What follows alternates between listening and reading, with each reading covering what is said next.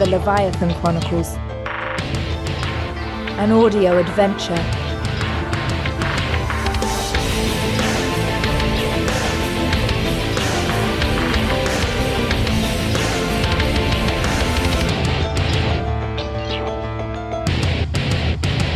The story thus far.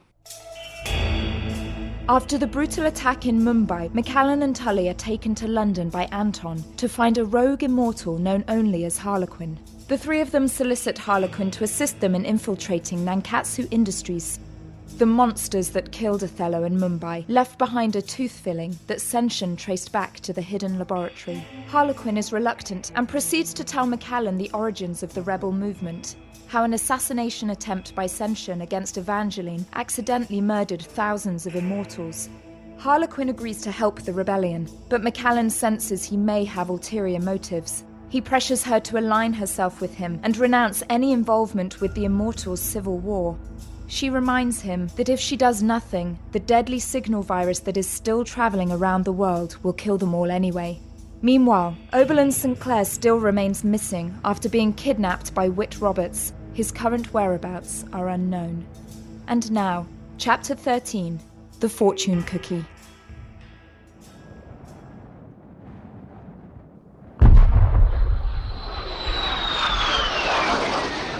The condors streaked across the sky, high above the Shetland Islands of Scotland. The plane was nearly invisible to the naked eye. Its active photocloak system changed the colour of the condor's surface to match its surroundings, in this case, a shimmering pale blue. But even without maintaining the same colour as the sky, the condor would have been impossible to see from the ground. It was travelling at over 2 times the speed of sound. Macallan and Tulley sat in the main cabin, familiarising themselves with the various pieces of equipment that would be needed in their infiltration of Nankatsu laboratories. Anton and Harlequinn sat in the cockpit of the Condor, planning the quickest and most discreet route to their destination near Japan. We should get high over the Barents Sea before we turn east towards Siberia. I want to stay above the Arctic Circle before we drop towards Nishinoshima. I'm setting the computer to activate afterburners before we pass over Svalbard. That could be dangerous. The initial burst of afterburners is when the Condor is most vulnerable to detection.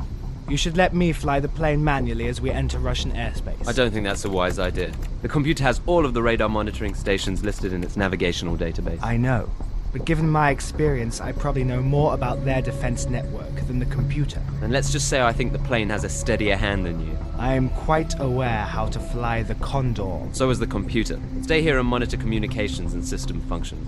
I'll be back shortly.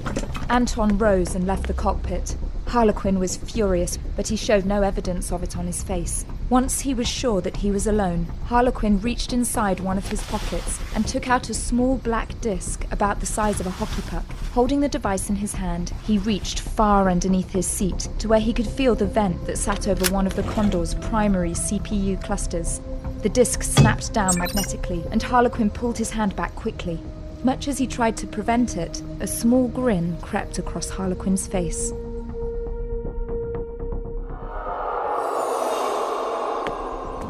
Anton walked back into the main cabin. Macallan and Tulley were sitting on opposite sides of the floor, packing their gear into black rubber backpacks. They were going over the infiltration plan and quizzing each other. Harlequinn's plan shows a laser field on the 3rd floor. For that, we use the flash detonator. It fills the room with light at the same resonance frequency as the lasers, but we have to use special goggles to prevent eye damage. Good. You got this. What about the cameras on the inside perimeter? We use photocloak shields unless we detect infrared scanners. I'm very impressed by our star pupils.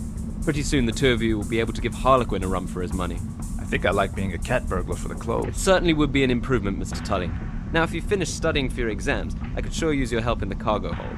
I want to switch out some of the fresh air tanks for the aqua scooters we'll be using when we land. They're pretty heavy. Both Macallan and Tulley rose. Actually, just you, Mr. Tulley. Macallan, would you do me a favour? Could you go up to the cockpit and watch Harlequinn? I just want an eye kept on him. You know I don't trust him. I got that impression. I'll be right back, Tulley. Tulley didn't like the idea of Harlequinn being alone with Macallan, but after seeing a slight nod, he realised that this was not the time for a fight. Macallan walked to the cockpit and sat down next to Harlequinn, who was typing on the keyboard next to the communication station. Oh, Macallan. Did the airplane pilot invite you up to the cockpit? I'm afraid I'm all out of lapel pins, but I'm sure there's a toy plane in the back that the stewardess will give you. What were you working on? I was trying to determine what kind of fuel the Condor uses. I thought I might be able to find a place along the way to refuel. Couldn't Anton just have told you? You know, I knew your parents. My parents? John and Teresa Orsel. They were the youngest immortals in the world, the last ones to be made. That is, of course, before you. When did you know them? About 150 years ago, when we were all still living in Leviathan. They were very talented scientists. Your grandmother, too. They wanted you to do this. What do you mean? Macallan, this is difficult. You weren't just born for this destiny. You were bred for it, literally. Your parents didn't want a daughter. They wanted a lifeline. They needed you in case the rebellion succeeded. They knew that gene manipulation would be the key to immortality. But isn't that a giant coincidence? That I'm a genetic scientist that has been genetically created? No, don't you see? It's not a coincidence at all. Everything about you was bred intentionally. Your hair, your fingerprints, your favorite flavor of ice cream, your intellect. And yes, even the fields of study that you would be most inclined to pursue. Everything about you was planned, Macallan. Designed, like ordering off a menu. What? They have that power, Macallan. That was the essence of the rebellion, to reject Evangeline and instead genetically create what they needed. You, the only person that might have the ability to manipulate a Starstone, like Evangeline. You are practically her genetic twin. You are the rebellion's queen bee. The what? Without the queen, the hive dies. Only you and Evangeline have the power to use a Starstone to renew and re-energize the cells of all the other immortals. Did you ever think what might happen to you if the rebellion discovers that their experiment failed and you can't convert a Starstone? Shut up, Harlequinn. How did they do it? How did they make me? When Evangeline learned that Senshin was planning to expose her to a virus that would revert her back to a normal human, she designed a device that would restore her immortal genes. This was the device you found in the cedar elm disguised as a keyhole. But the genetic work that went into designing the keyhole had ramifications far beyond Evangeline. Senshin stole the plans for this genetic manipulator and gave it to your parents. They, in turn, used it as a foundation to create the grow tanks in which you were created. I beg your pardon, but Grow tanks? Is it so hard to believe? Did you really think the rebellion would kill off Evangeline and leave themselves with no way to perpetuate their immortality? No. That's the reason why you were created. And the person that controls you controls Leviathan. I don't know what you're talking about. Nobody controls me. Nobody's the hell was that? Tulley and Anton sprinted into the cockpit. Macallan quickly got up and let Anton sit in the pilot chair. What the hell happened? Sounded like a missile got fired at us. A MiG-31 just made visual contact 20 seconds ago. Impossible. We have full jamming and photo cloak active. Then it must have homed in on the afterburners. That or the pilot fired visually and took a blind shot at us. I told you to let me fly the damn plane, Anton. You do realize if the MiG switches to guns and knocks out our photo cloak, that they'll send up the whole Russian Air Force to nail us. Too late. Our left tail fin just became visible. Wait, can't we just fire a missile back at the MiG and take it out? The Condor has no offensive capabilities. Then we gotta think of something. We're always open to your brilliant ideas, Mr. Tulley. I have one.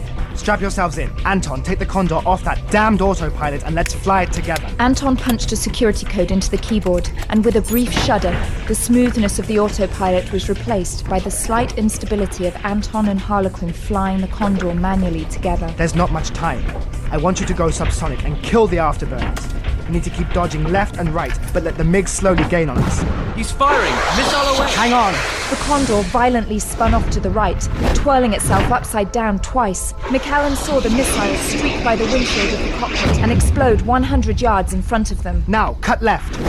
The MiG is closing, now within 400 meters. That's gotta be gun range. We've got to bring him in closer. What? Anton, pull up hard. Try to get us vertical. Hold on! The MiG is pursuing, now within 300 meters. The pilot's pressure suit will need a few seconds to inflate to prevent him from blacking out. He'll be disoriented for a brief second in the climb as the blood rushes out of his head. He's firing! I can't express how curious I am to learn what exactly you have in mind, Harlequinn. This. The fuel gun! Now within 200 meters. He's gonna hit us. Now would be a good time to... Harlequinn! Afterburners, now! The Condor shot straight up. The MiG, which had inched in so close to the Condor, was now engulfed in an inferno. And as the sky became darker and Macallan could see the curvature of the earth before her, the Condor leveled out at 150,000 feet. Any sign of it? No, no sign of the MiG. Then let's just say that we got lucky. Thank you, Harlequin. Well, that was quick thinking. You saved us. Well, don't thank me yet. Why not? Because that little maneuver just cost us 60% of fuel supply. We are dangerously low on fuel. Do we have enough to make it to Nankatsu's secret laboratory? The computer says we'll have enough fuel if we enter a long-range glide over Hokkaido, but that will probably eat up the last of the fuel supply. Then how exactly are we supposed to get the hell off the island that we're breaking into? Most good thieves use something called a getaway car? So eloquently put, Mr. Tulley. However, good thieves also know how to improvise, don't they?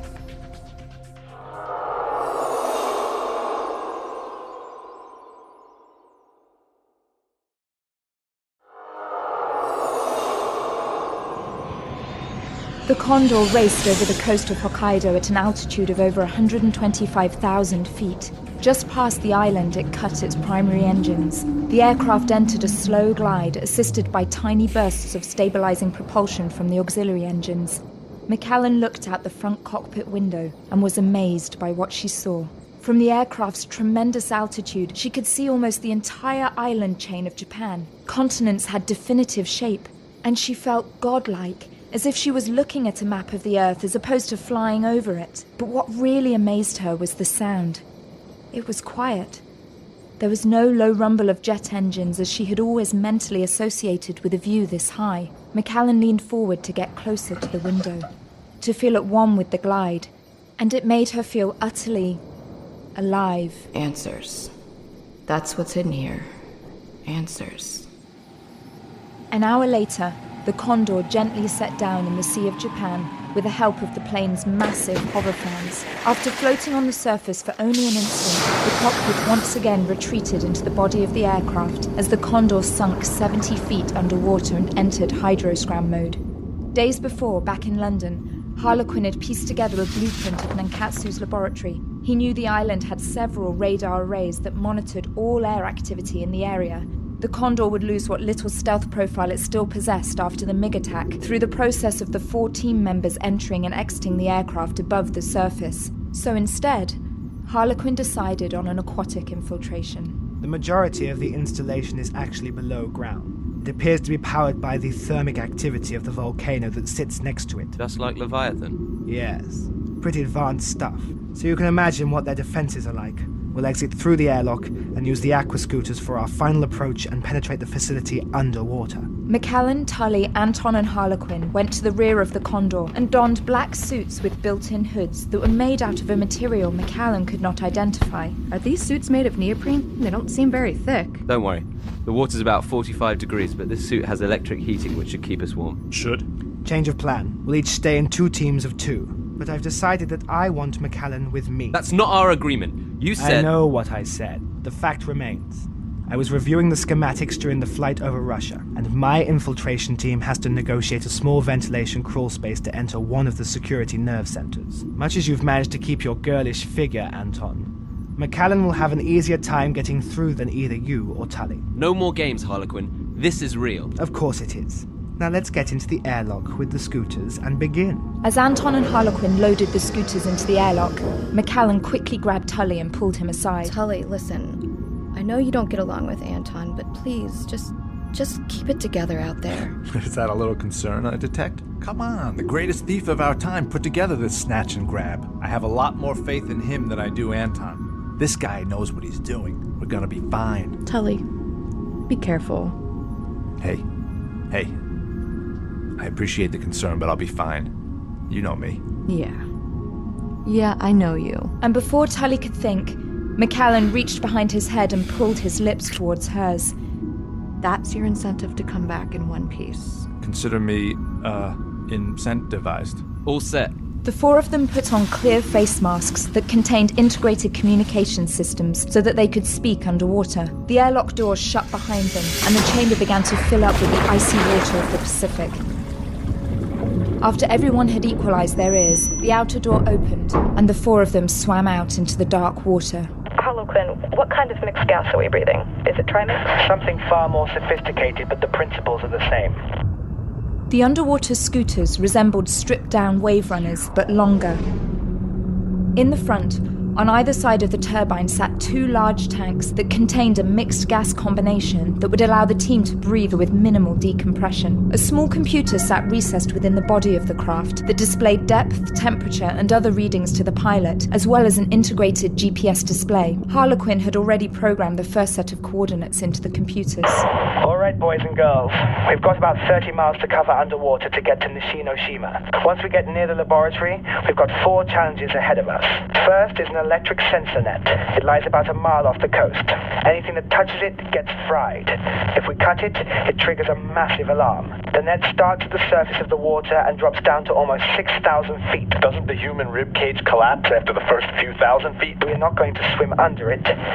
We're going to swim through it. What do you mean? I thought you said touching it turns you into a McNugget. Well put, but that's not our plan. The island of Nishinoshima was volcanically formed, so it's like a giant upside-down ice cream cone. It gets very deep very quickly. But on its eastern side, there's a narrow spine that juts out about 2 miles from the island where all the lava runoff has accumulated. I'm sorry, but I don't follow. There's a point where the sensor net falls to ocean floor, or this case a cliff, at only 400 feet underwater. My satellite photos identified long sets of tracks on the beach of the island leading back and forth from the dunes to the ocean. What kind of tracks? Turtle tracks. What? If turtles can get access to the island to lay their eggs safely... But just because a turtle can squeeze its body through a hole in the cliff doesn't mean we can fit our scooters through it. What makes you think the hole is big enough to pass our scooters through? Because luck favors the bold, Anton.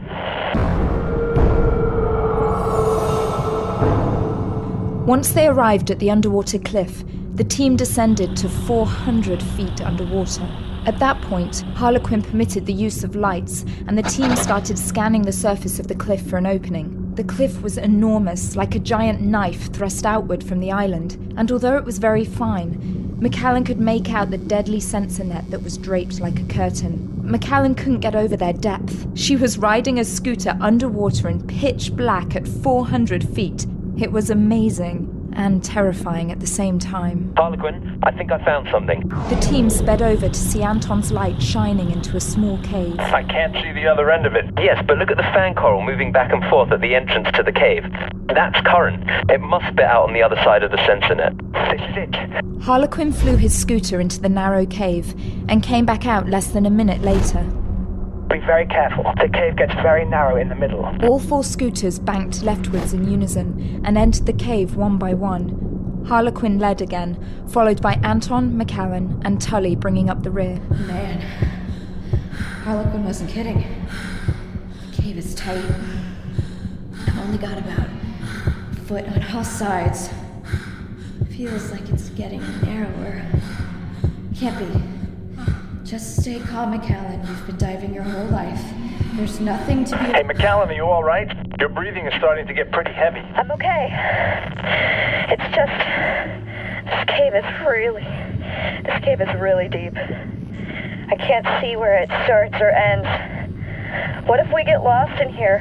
What if we get lost in the rock underwater? It's okay, Macallan. Just breathe. The scooters approached the narrowest point in the cave, and with her light, Macallan could see Harlequinn riding his scooter side saddle to wiggle it through the tight opening.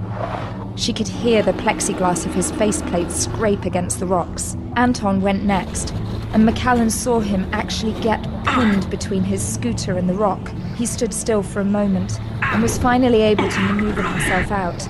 Macallan went next and fought the urge to close her eyes. Here, it was not her imagination. The cave was tightening all around her, almost hugging her body in an embrace. Her thigh brushed against the rock, which made her suddenly jump, causing her head to hit hard against the roof of the cave. Finally, Tulley began to make his way through, narrowly pushing his body through first, when suddenly, a moray eel shot out of one of the small crevices and sank its teeth into Tulley's right arm. His head smashed hard and he knew he was bleeding. It's biting again. Do something! Anton reached back through the cave and stabbed the eel 2 inches below its head. It twitched for a moment, and then fell dead and lifeless on the floor of the cave. Tulley, are you okay? That thing got 2 big bites on me. I know it broke through the suit. It's probably infected. What we shouldn't do is waste time.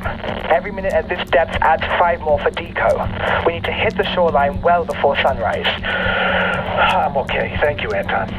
Thanks. Well, it looks like your scooter didn't fare as well.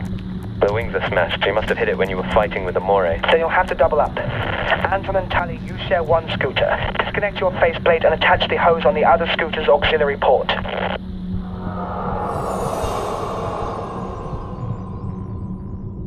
We're through, but we're behind schedule. From here we split up. Macallan and I are going to the surface of the island. There's a tunnel there that leads to the primary power relay. You and Tulley need to get inside the facility from the water. The schematics indicate that there's a submarine bay on the north side of the facility. You can approach it by scooter, but before you enter the bay, you must wait for the signal from Macallan and I. We are going to produce an energy spike. Won't that set off all kinds of alarms? I don't believe so. The security system is actually governed by a very sophisticated computer AI. It looks for anomalies against a base case. In other words, variations in heat, electricity, carbon dioxide. But if the general level of heat is brought up in a given chamber, the two of you would be practically invisible to the computer. If we can cause a sudden spike in volcanic activity, it will cause an electrical surge that will temporarily blind the computer because the surge will be uniform amongst all of its circuits. Since the surge is naturally caused, i.e. the volcano, our presence shouldn't be detected. Sounds good in theory. Yes, in theory. We don't have much time.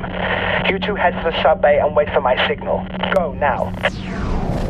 The entrance to the sub-bay stood at 60 feet underwater.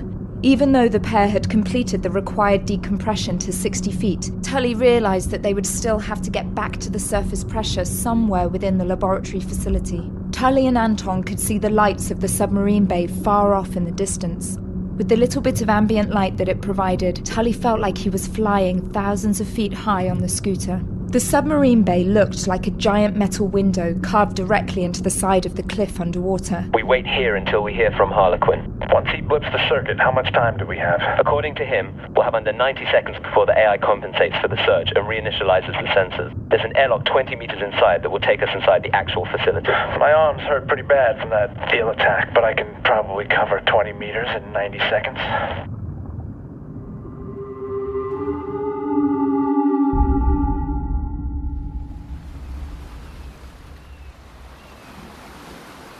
Once on the shore, Macallan and Harlequinn hid behind a large dune beside a utility road. See that building right there? Yeah? Well, that's no building. That's the entrance to the tunnel that leads directly down into the heart of the island. Its volcanic heart. Although it will be a bit tricky getting in. Why? There's a laser field that covers most of the ground around the entrance. Well, that's easy. Can't we use the flash detonator to neutralize the laser frequencies? No, not for a space this large. The flash will dilute after about 15 meters. We need to come up with the alternative means of infiltration. Here, put these on. Harlequinn reached into his backpack and pulled out a set of gloves and something that resembled crampons that fit over the boots they were wearing. These feel heavy. They should. I don't get it. What are these? There. A large supply truck rambled over the utility road in the distance. Harlequinn jumped out from behind the dunes and placed a log halfway across the road and then leapt back into the cover of the dunes. Wait. Just wait. The utility truck motored along until it reached the log. While there was just enough room for the truck to maneuver around the obstacle, it had come to almost a complete stop to slowly get around the log. Quickly, go now. The two of them sprinted in darkness. Grab my hand. He pulled her underneath the truck and affixed her hands on a flat section of the undercarriage. To her surprise, her hands stuck like glue. Now lift up your feet. Before she knew it, she and Harlequinn were affixed like spiders underneath the utility truck, moving at 40 miles per hour towards the entrance of the tunnel. Macallan's head was only inches from one of the rear wheels that kept kicking gravel towards the side of her face. She turned away from it and saw Harlequinn hanging upside down as well, grinning at her. Stay quiet until we get through the tunnel. The guard at the entrance checked some papers and then waved the truck through. Macallan knew the instant they had entered the interior of the facility. The temperature rose by 20 degrees. Oh, yeah. We're heading into a volcano. When I say drop, I want you to push your legs down first and then turn your hands inward to disconnect. Keep your hands at your side and roll towards me. Ready? Drop. You could have told me that was the plan. I almost got my face scraped off. We could always rebuild it and give it a completely new identity, and then you wouldn't have to be bothered by any of this. We have a mission. People have died. Yes. Over here. Harlequinn ran over to a grey door on the side of the tunnel that had a padlock on the doorknob. He quickly got on one knee and began picking the lock. As we get further into the facility, Most of the locks have electronic keypads. That's not normally a problem, but too many incorrect entries will draw the attention of the cameras and the facility's AI. But once you do your job, the entire defense network will go temporarily blind. And what exactly is my job? This. There's a massive ventilation fan underneath here. It's venting a lot of the heat that would otherwise make this place unbearable. Is that what I'm going into? No, that is. Harlequin pointed to a small rectangular duct close to the ceiling. What? I'll never fit in there. Do I look like an Olsen twin? You're going to do fine. I won't even be able to move. I can't... You have to. You'll have this to help you. Harlequin took a long rod about 15 inches long with handles on each end. In the middle of the rod were a series of 4 wheels. What does that do? It frees you from the burden of having to move. That's what you were so worried about. No, Harlequin, it's just too small. It's so narrow. What if I can't breathe? Then your grandmother will die. Then you will die. Then Othello died for nothing. Stop your damn whispering and get in the fucking duct. You wanted this. I offered you a way out, but you didn't want it.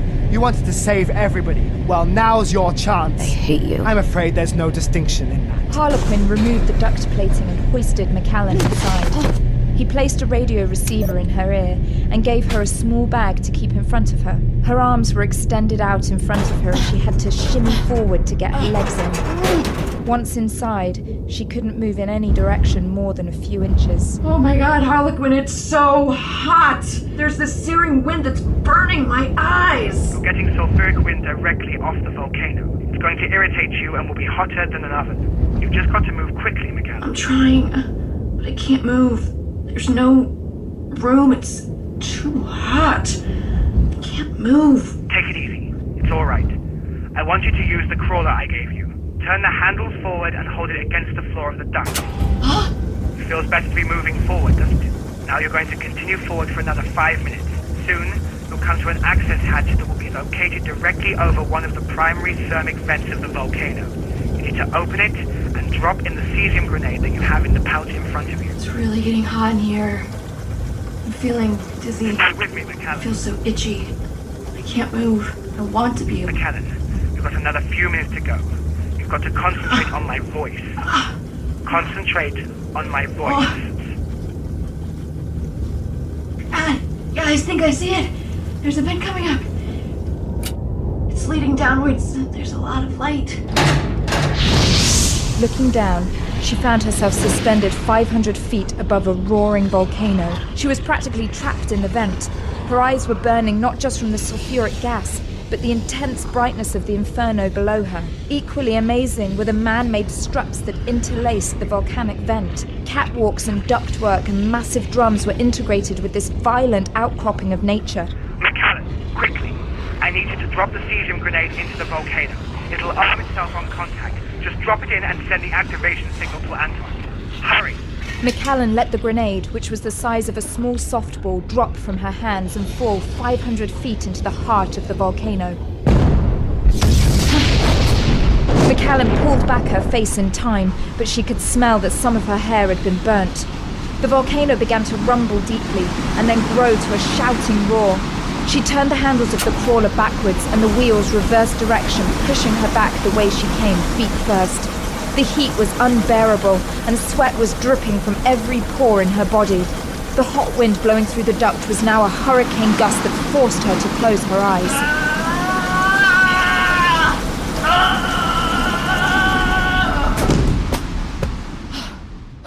Harlequin! I did it! I activated the grenade! I did it! Oh my god! Oh my god, I hated that event. It was so disgusting and so hot. Harlequin? 4 menacing guards were staring back at her, brandishing machine guns. Harlequin stood behind them. That's your spy, gentlemen. Seize her. Fuck.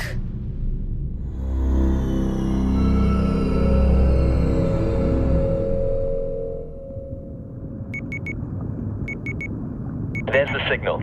Take a deep breath because we have to swim the rest of the way. How long a swim do you figure it is? It doesn't matter. You have to make it. I'll make it. We've got about 80 seconds left. Let's move. Anton and Tulley swam away from the tethered scooter and entered the submarine bay of Nankatsu's laboratory. The bright lights stunned their eyes as they had been in the shadows of the ocean for hours now. Tulley knew that there wasn't going to be much time for adjustment. He could feel his lungs begin to pound, and they were still 25 yards away. Tulley wanted to burst out of the surface and gasp for air, but he knew he couldn't risk being seen. His anxiety grew and his arm began to feel numb. They were getting close. They were almost there. Almost there. Shh, control your breathing. You're being too loud. Well, I think we might have had our first bit of luck. It looks like the sub-bay is deserted. Hey, that must be the airlock door over there. Good eye. There's a ladder on the far side. We can make our way up there. As Tulley climbed the ladder, he looked around the submarine bay and was amazed at what he saw. He had been around submersibles all of his life, but he had never seen vehicles like this. Hanging on cranes and sitting on skids were some of the most advanced-looking submarines that he had ever dreamed of. He counted at least 10 subs and maybe a dozen other ROV or robotic vehicles.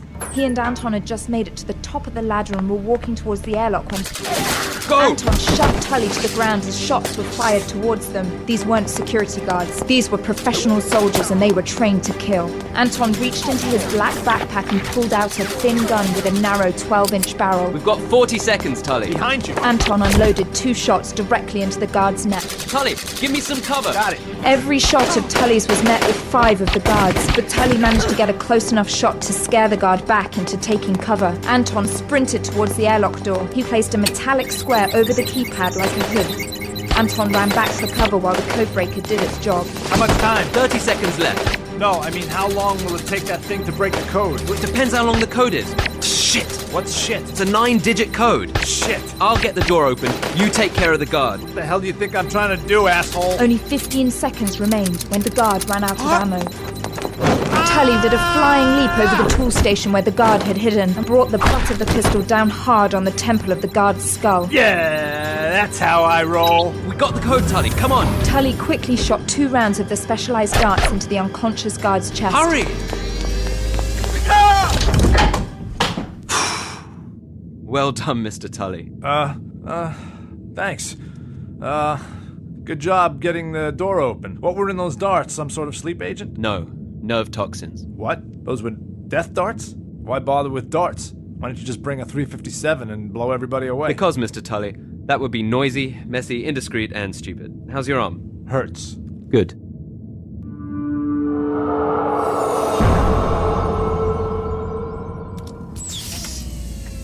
After 20 minutes of painful decompression where Tulley felt his ears would explode, the other side of the airlock opened, and Tulley and Anton finally entered the secret advanced materials laboratory of Nankatsu Industries. These are photocloak shields. This will keep us hidden from the internal camera array. You should unfold the devices to body length and keep them in front of you like a shield. To someone walking head-on, you will appear to be invisible. But anybody approaching from behind will be able to see you plain as day, so be careful. What if there's a camera behind us? Then I hope you can run quickly. Great. The inside of the lab facility was sparkling white and immaculately clean. The airlock seemed like a massive industrial intrusion to the clean lines that permeated the facility. Tulley didn't see any door, but he noticed a camera at the far end of the corridor. Anton typed a message to Harlequinn. We're in. Where do we go from here? The blueprints show that the main computer banks are 2 levels lower down a long corridor. The 2 of them slipped into one of the stairwells off to the side and proceeded down 2 flights of stairs, where Anton had to use the codebreaker again to open the stairwell door. Once the door was unlocked, Anton slipped a small fiber optic cable underneath the door to determine the location of the camera in the hallway. The corridor is empty. Camera on the high right wall. So we walk towards it? Exactly. Anton and Tulley exited the stairwell and walked towards the direction of the camera, when suddenly... I've heard Tanaka-san is no longer selling our work directly to the Japanese military. Where our work is being sold is not a concern. We are paid well enough for our efforts. You know the work we've been doing. And who do you think our new mystery customer could be?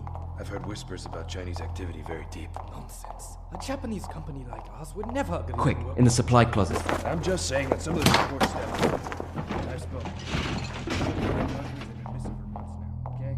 Always the ones without families. They can't be... What the... What's wrong? Shit! What? Your arm! In all the commotion, Tulley didn't realize that his arm had started bleeding again. Outside in the corridor, there was now a trail of blood leading right to the supply closet. The 2 scientists were horrified by what they saw. They nodded silently to each other and began turning the door handle.